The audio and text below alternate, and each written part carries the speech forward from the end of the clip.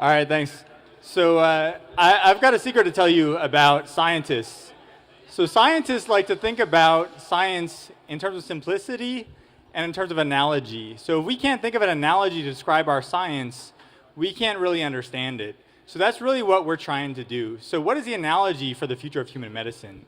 Well, there's two analogies people are looking at. One is the bionic human, the idea that any problem in the body could be treated with a device. So if you need a total knee replacement, if you need a hip replacement, if you need a pacemaker.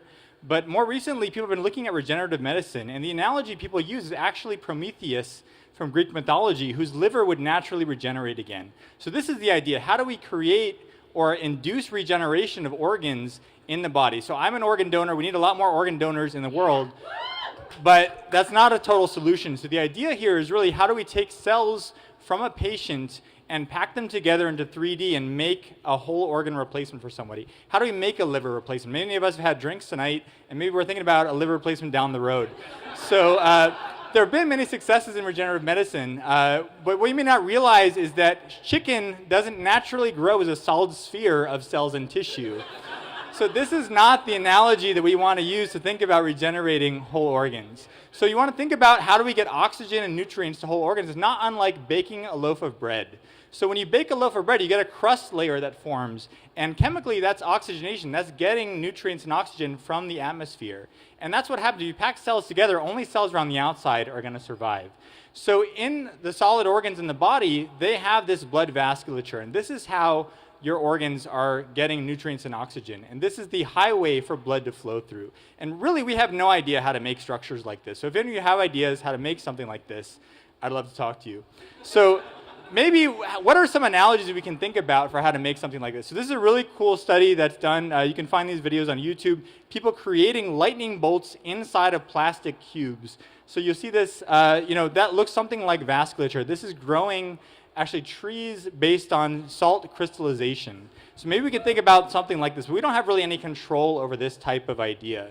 So we were looking for an analogy. We had to find the proper analogy to figure out how to keep cells alive at high density and large size. So if you go to the Body Worlds exhibit, this is the whole organ vascular cast of a human kidney.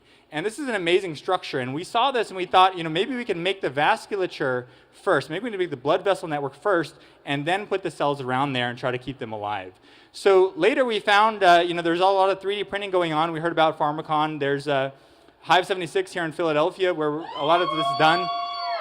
And then I had dessert, when you should always have dessert. So you look at the sugar cage there, that's what we really were inspired to do. So the sugar material is actually biocompatible. We found this really great community both at Penn, also our collaborators at MIT, this open source community, and Hive 76 at Philadelphia helped us figure out how to 3D print sugar as a material to use for inverse molding into making blood vasculature and engineered tissues.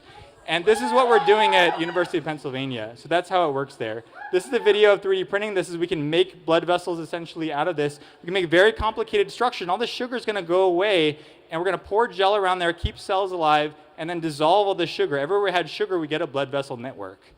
And that's how we're doing this at University of Pennsylvania.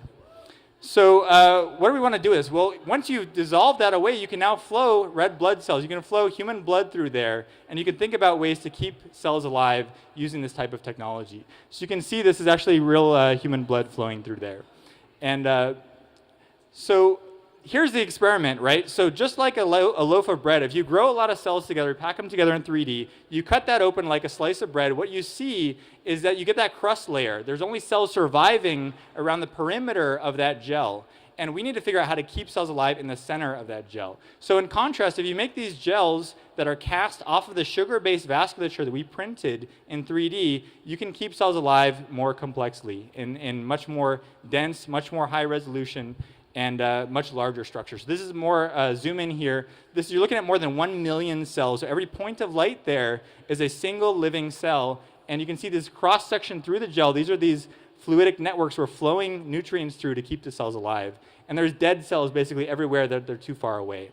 So just to think about this, the body is very, very complex. Every time we look at more resolution, higher complexity comes out.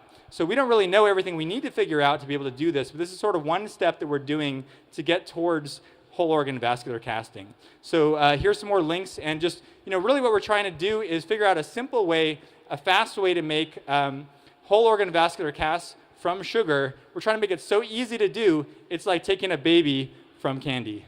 Thank you.